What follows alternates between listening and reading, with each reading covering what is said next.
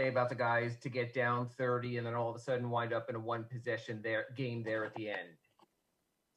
I don't think that's, the issue. Our group has very competitive character.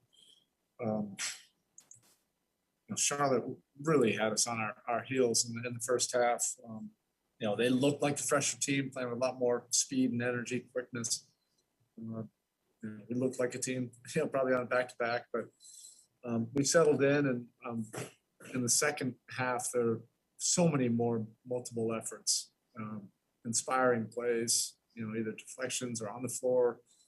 Trevor, Bam, Jimmy, making some things happen, and then that just ignited us, offensively. So games are long, 48 minutes. There's going to be a lot of ups and downs. The group was able to stick through it, and ultimately that's the tough thing about this association. It comes down to figuring out different ways to win these long games. You can make a case in many ways. 6 of the last 8 quarters, we've outplayed our opponent, and yet we have two L's for it.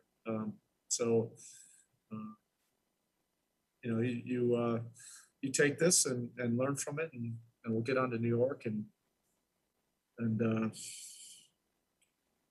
work to be better. I hate to keep asking injury questions, but there's another one. Can you give us an update, please, on Kendrick Nunn? We sprained his ankle. He rolled it. I don't know who he rolled it, on, but it was on that closeout play. Mm-hmm. He's a tough kid. For him to be able to have to come out of the game and go to the locker room, you knew that it was more than just jamming it. But we'll find out tonight. And I have to ask you about one particular play. You get within 4 within 28.7 seconds to go off of a timeout. You don't foul until 10.9 seconds are left when every second really mattered. What happened there? We were trying to get a clean trap, and they got out of the trap, and we just could not catch up from there. So the instruction was go for the trap first, not for the foul first, correct? Correct. Okay, thank you. All right, next we have Cooper Moorhead.